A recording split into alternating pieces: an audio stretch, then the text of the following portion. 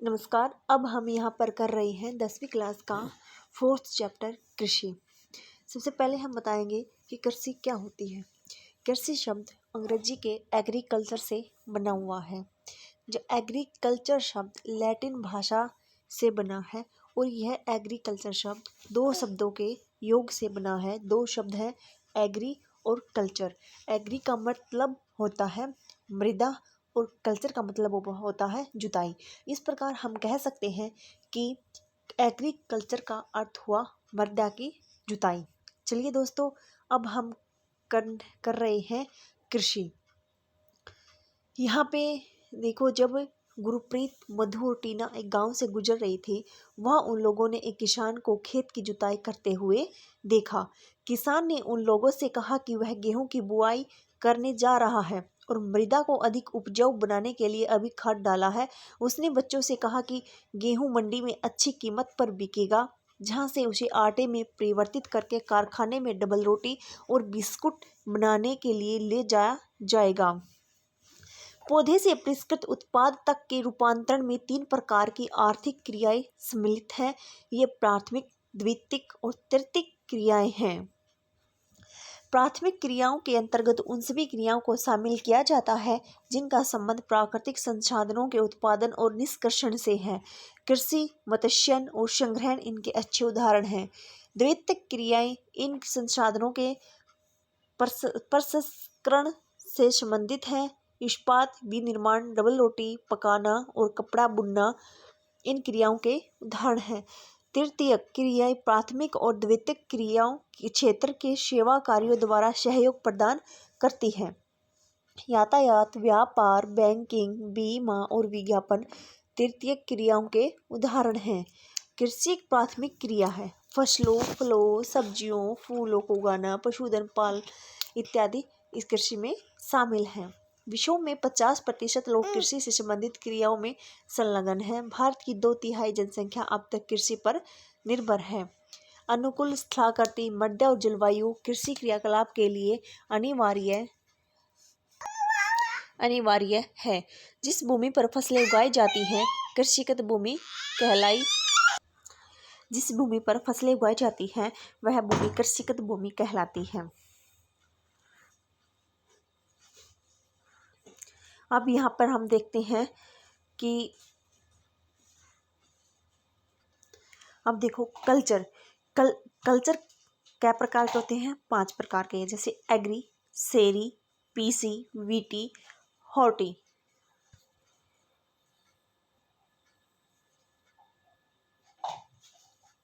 अब हम करें एग्री यानी कि कृषि, मृदा की जुताई, फसलों को उगाना, पशुपालन का विज्ञान एवं कला है, इसे खेती भी कहते हैं। अब शेरी से बनता है सेरीकल्चर, रेशम उत्पादन भी बोलते हैं शेरी को। रेशम के कीटों का वाणिज्यिक पालन, यह कृषक की आय में पूरक हो सकता है। फिर आता है पीसी से है पीसी कल्चर यानी कि मत्स्य पालन, विशेष रूप से निर्मित तालाबों और पोखरों में मत्स्य पालन। फिर आता है वीटी कल्चर, अंगूरों की खेती यानी कि द्राक्षा कृषि। फिर आता है हॉर्टिकल्चर यानी कि उद्यान कृषि, वाणिज्यिक उपयोग के लिए सब्जियों, फूल और फलों का उगाना। कृषि तंत्र, कृषि या खेती को एक तंत्र के रूप में देखा जा सकता है। इसके महत्वपूर्ण निवेश बीज, उर्वरक, मशीनरी और श्रमिक हैं। जुताई, बुआई, सिंचाई, निराई, कटाई इसकी कुछ संक्रियाएं हैं। इस तंत्र के निर्गतों के अंतर्गत फसल, ऊन, डेयरी और कुटकुट उत्पाद आते हैं। कृषि के प्रकार, विश्व में कृषि विभिन्न तरीकों से की जाती है। भौगोलिक दशाओं, उत्पाद की मांग, श्रम और प्रौद्योगिकी के स्तर के आधार पर कृषि 2 प्रकारों में वर्गीकृत की जा सकती है। ये है निर्वाह कृषि और वाणिज्यिक कृषि। निर्वाह कृषि, इस प्रकार की कृषि कृषक परिवार की आवश्यकताओं को पूरा करने के लिए की जाती है। पारंपरिक रूप से कम उपज प्राप्त करने के लिए निम्न स्तरीय प्रौद्योगिकी और पारिवारिक श्रम का उपयोग किया जाता है। निर्वाह कृषि को पुनः गहन निर्वाह कृषि और आदिम निर्वाह कृषि के रूप में वर्गीकृत किया जा सकता है। गहन निर्वाह कृषि में किसान एक छोटे भूखंड पर साधारण औजारों और अधिक श्रम से खेती करता, अधिक धूप वाले दिनों से युक्त जलवायु और उर्वर मृदा वाले खेत में एक वर्ष में एक से अधिक फसलें उगाई जा सकती हैं। चावल मुख्य फसल होती है। अन्य फसलों में गेहूं, मक्का, दलहन और तिलहन शामिल हैं। गहन निर्वाह कृषि दक्षिणी, दक्षिण पूर्वी और पूर्वी एशिया के सघन जनसंख्या वाले मानसूनी प्रदेशों में प्रचलित है। आदिम निर्वाह कृषि में स्थानांतरी कृषि और जलवासी पशुचारण शामिल हैं। स्थानांतरी कृषि अमेजन बेसिन के सघन वनों, उष्णकटिबंधीय अफ्रीका, दक्षिण पूर्व एशिया और उत्तरी पूर्वी भाग के भारत के भागों में प्रचलित है। ये भारी वर्षा और वनस्पति के तीव्र पुनर्जनन वाले क्षेत्र वृक्षों को काटकर जलाकर भूखंड को साफ किया जाता है, तब राख को मृदा में मिलाया जाता है, तब मक्का, आलू, रतालू और कशावा जैसी फसलों को उगाया जाता है। भूमि की उर्वरता की समाप्ति के बाद वह भूमि छोड़ दी जाती है और कृषक नए भूखंड पर चला जाता है। स्थानांतरी कृषि को कर्तन एवं दहन कृषि के रूप में जाना जाता है। जलवासी पशुचारण सहारा के अर्धशुष्क और शुष्क प्रदेशों में, मध्य एशिया और भारत के कुछ भागों जैसे राजस्थान, जम्मू कश्मीर में प्रचलित है। इस प्रकार की कृषि में पशुचारक अपने पशुओं के साथ चारे और पानी के लिए एक स्थान से दूसरे स्थान पर निश्चित मार्गों से घूमते हैं। इस प्रकार की गतिविधि जलवायविक बाधाओं और भूभाग की प्रतिक्रिया उत्पन्न होती है। पशुचारक मुख्यतः भेड़, ऊंट, मवेशी, याक और बकरियां पालते हैं। ये पशुचारकों और उनके परिवारों के लिए दूध, मांस, ऊन, खाल और अन्य उत्पाद उपलब्ध कराते हैं। वाणिज्यिक कृषि वाणिज्यिक कृषि में फसल उत्पादन और पशुपालन बाजार में विक्रय हेतु किया जाता है। इसमें विस्तृत कृषि क्षेत्रों अधिक पूंजी का उपयोग किया जाता है। अधिकांश कार्य मशीनों द्वारा किया जाता है। वाणिज्यिक कृषि में वाणिज्यिक अनाज कृषि, मिश्रित कृषि और रोपण कृषि शामिल है। जैसे कि यहाँ पे दिखाया गया है, ये है वाणिज्यिक कृषि और ये है जलवासी पशुचारण। अब आता है वाणिज्यिक अनाज कृषि। वाणिज्यिक अनाज कृषि में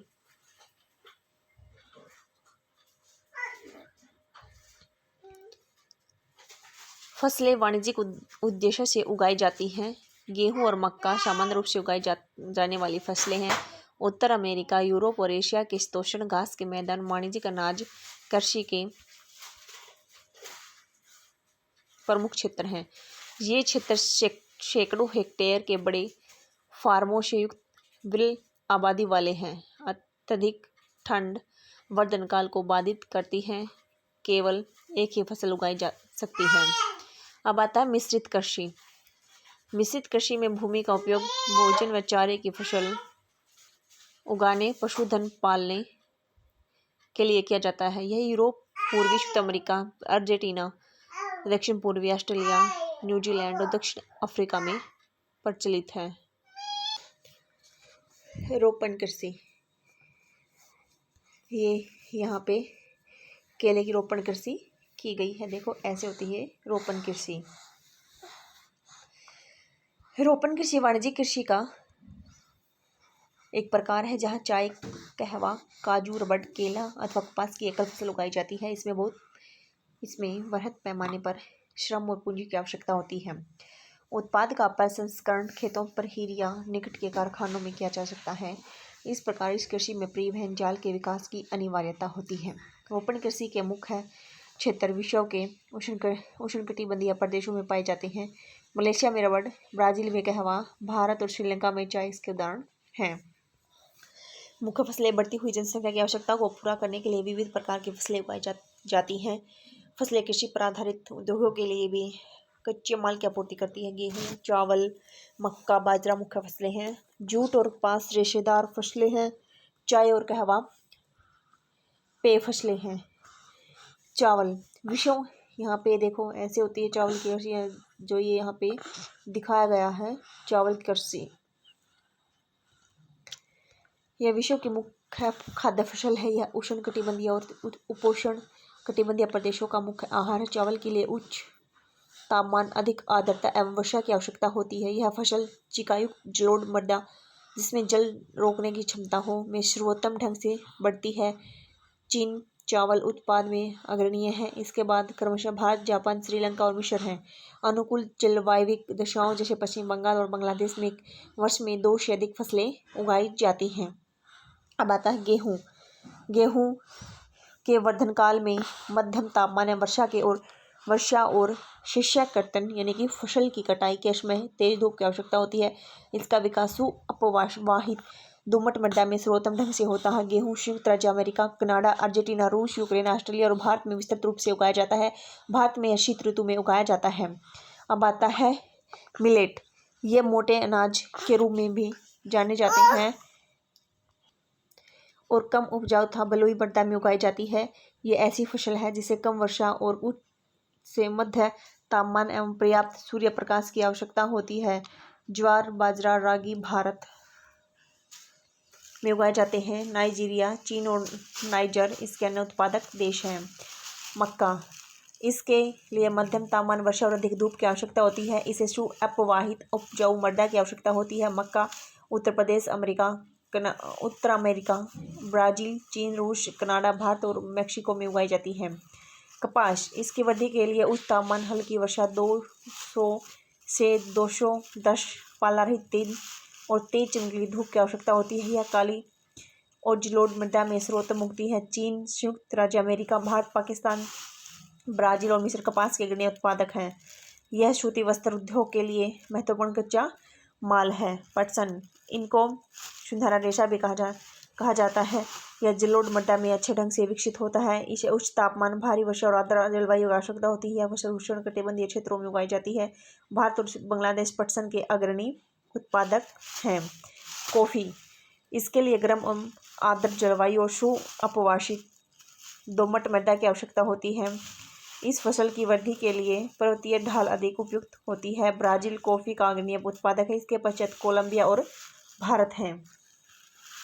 चाय बागानों में उगाई जाने वाली एक पेय फसल है। इसकी कोमल पत्तियों की वृद्धि के लिए ठंडी जलवायु और वर्ष भर संवितरित उच्च वर्षा की आवश्यकता होती है। इसके लिए अपवाहित दोमट मृदा और मंद ढाल की आवश्यकता होती है। पत्तियों को चुनने के लिए अधिक संख्या में श्रमिकों की आवश्यकता होती है।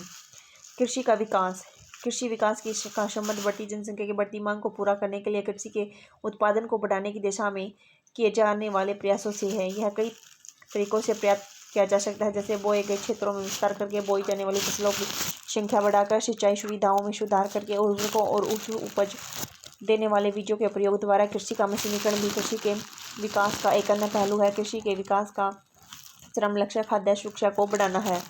कृषि का विकास विश्व के विभिन्न भागों में विभिन्न गतियों से हुआ है। अधिक जनसंख्या वाले विकासशील देश अधिकतर गहन कृषि करते हैं, जहाँ छोटी जोतों पर सामान्य जीविकोपार्जन के लिए फसल उगाई जाती हैं। बड़ी जोतें वाणिज्यिक कृषि के लिए अधिक उपयुक्त होती हैं, जैसे संयुक्त राज्य अमेरिका, कनाडा, ऑस्ट्रेलिया में।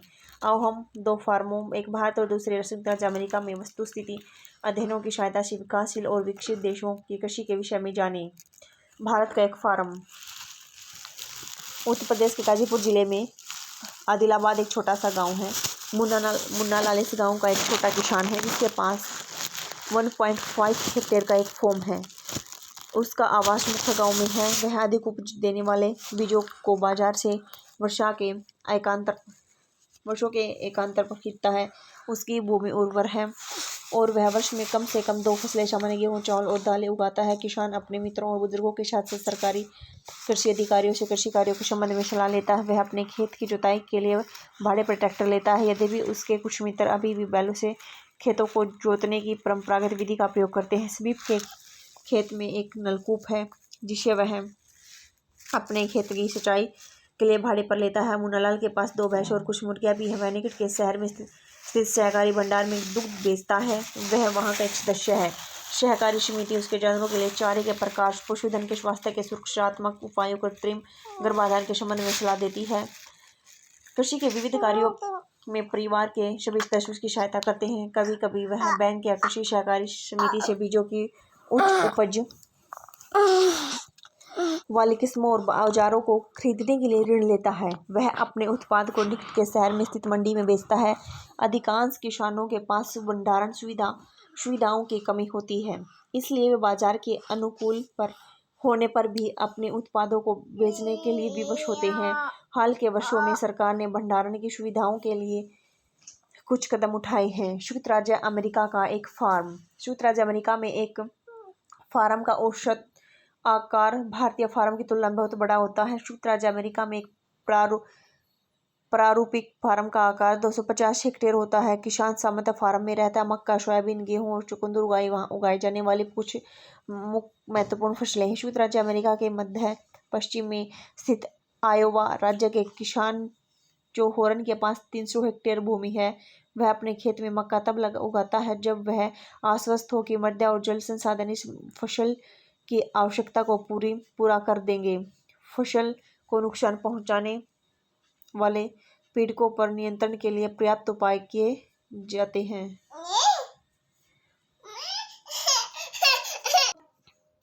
फसल को नुकसान पहुंचाने वाले पीड़कों पर नियंत्रण के लिए पर्याप्त उपाय किए जाते हैं। समय समय पर वह मृदा के नमूनों को मृदा परीक्षण प्रयोगशाला की जांच के लिए भेजता है और उसमें पर्याप्त पोषक हैं या नहीं।